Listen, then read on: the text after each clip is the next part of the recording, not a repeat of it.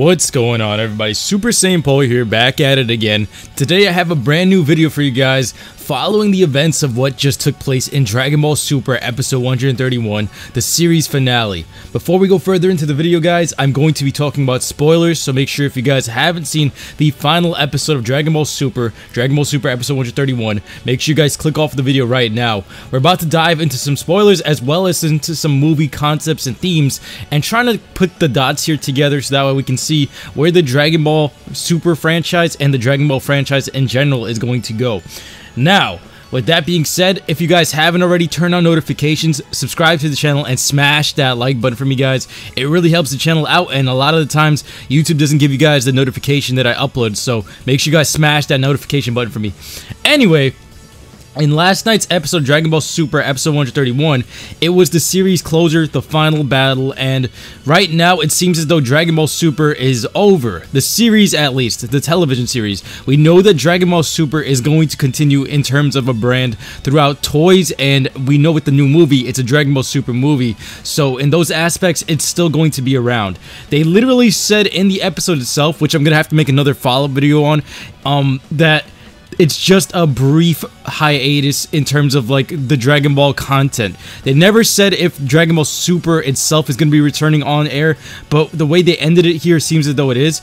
It's just going to be a brief moment where we're going to be for like having a drought with Dragon Ball content. So Dragon Ball in a franchise type of sense is still going to continue, but Dragon Ball Super could end off right there and they won't continue off of that. Now, based on what we saw last night, that was the series ender and the saga ender for the Tournament of Power. And what we've got here is a new arc that's going to probably be launched in the movie, and here's why. Well, for one, it literally says a new adventure begins in the teaser trailer, and if you guys haven't already seen it, make sure you guys go check that video out on my channel as well. It's the 30-second teaser trailer for the new movie that's coming up. And then on top of that, we know that they said in this episode it's just a brief pause in the Dragon Ball universe. So with those things in mind, we know it's going to continue. Now here's the things that were really interesting about Dragon Ball Super episode 131 that can lead into future events. What we saw last night was Android 17, the MVP of the Tournament of Power, actually took the wish and resurrected, in a very vague sense, all the destroyed universes to come back. That was literally the wish. So if you take that in its literal meaning, that could have brought back some of the old universes that Zeno had destroyed when he was on his tantrum.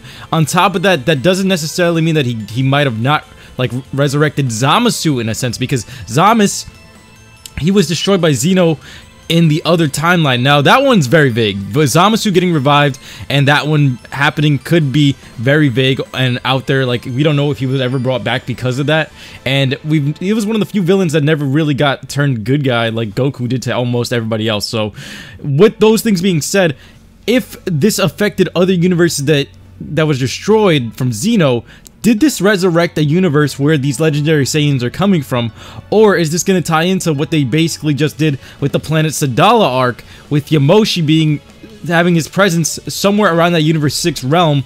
Like I said before, they would have to resurrect Universe 6 because that's where the most Saiyans are right now at this point in time. And the next movie, which was supposed to be the Planet Sadala arc technically, which I'm about to talk about in a second, is going to feature the most Saiyans ever, which is Planet Sadala. So we knew that they were going to all get resurrected, at least Universe 6 at the very least, and Jiren, because it's farewell Goku until we meet again. However, with these things in mind, do you guys think that Yamoshi was resurrected, or whoever this new legendary Saiyan is going to be coming from Universe 6, or was it from one of these universes that could have potentially be brought back from this new wish? Now, the good thing about this wish, because of Android 17, if they did end up bringing these other universes back, one of the main reasons why I never truly believed that these universes were going to get completely destroyed anyway, and why I never believed that Grand Frieza's evil theory, because if they introduced all of these new characters, why would you want to throw them away like that? They just opened up the universe for so many more adventures and so much more, like, milking of the series technically in terms of writing. Like, if they wanted to do a filler arc right now, they could have. With all of these other side universes, they could have visited every single one of them just to see what they were like in these next coming months up until the movie, which is why it's interesting to see how they decided, hey, you know what, let's just not make the filler arc, we're gonna jump straight into the movie, because in these next coming months that we're not gonna have Dragon Ball Super,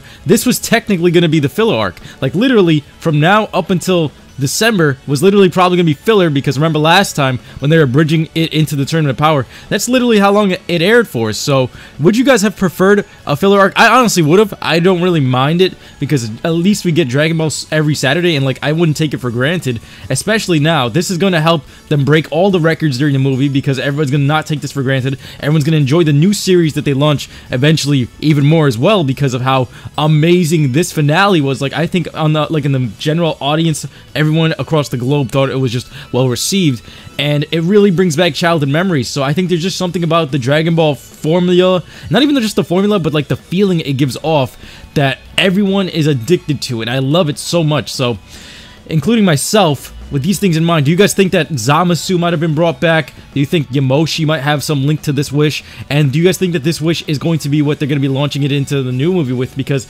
it's still counted as a Dragon Ball Super movie, and that means that the events of Dragon Ball Super is going to be taking place with this one. We already know it's going to take place directly after the Tournament of Power, and Frieza and the squad, they name drop Frieza specifically, so Frieza, we knew he was going to survive throughout the tournament, but does this mean that he's going to have a big role to play in this movie? Especially with that last fight that we just saw with him and Goku and Jiren and Frieza.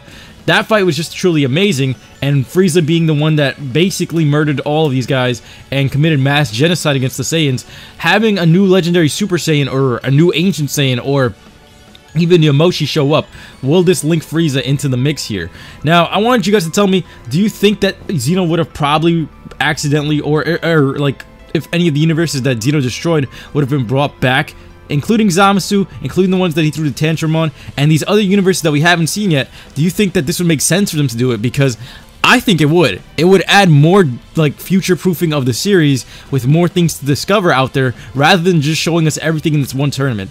Unlocking more universes is good, because that could easily be brought into a whole new series and another adventure awaiting us, because you never know what those universes may bring, and if like some of these universes are still out there that are way more powerful than Goku's, it always brings up the fact that the Saiyan limit, they have no limit. Like, literally, they said that in the episode, and when they have no limit, that creates just so much more content for the show, like for years to come. So I think it would have been a smart move for them to, even if it's not featuring the Ancient Saiyans there and they're just coming from Universe 6, have those universes be brought back. This way, the future-proofing of the series is even more like set in stone, because when these things are set here, they have more space for the writers to come up with new ideas, new villains, new foes, new everything, and then introducing this whole new wave of people would be great, because that's literally the Tournament of Power right there.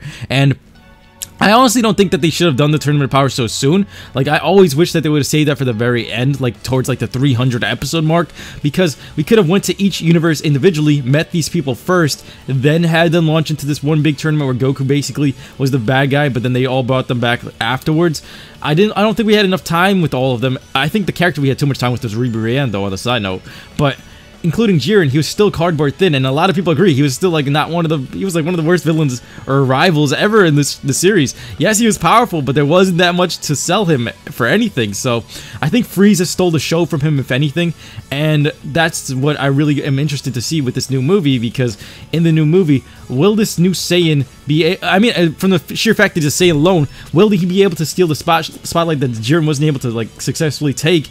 And him being a Saiyan alone, I think he's going to have way more personality, and hopefully he's just not super quiet. I hope he talks a lot. I think Broly-esque would be a good thing to do, because you can fit this into the Super storyline, launch a new series with this, and then with the new universes that they bring back, if it's true, then it has just so much more depth to the show, because when you have a new Saiyan, he's threatening Earth, who knows what his real goal is, and just because we saw him in the teaser trailer doesn't necessarily mean he's the main bad guy of the trailer. This could easily be the beginning of the movie, and then they have somebody else that they have to fight towards the end. It could be a sparring match for all we know with Yamoshi, or whoever this new Saiyan is, but tell me what you guys think in the comment section below, and remember, it's a long-awaited opponent that they're supposed to be fighting in the new movie, so is it Beerus? Because he's still not off the chopping block with this. We know that there's this new Saiyan, and yes, he could be the new poster boy for this, or if anything, but they still brought back Frieza,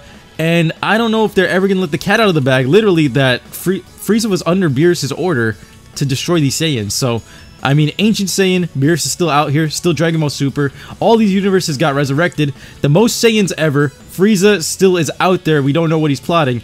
And we don't know if Zamasu and the other universes have been resurrected. Tell me what you guys think in the comment section below. And I honestly wish it did happen because it just adds so much more depth to the show. And I want more Dragon Ball forever and always, right guys?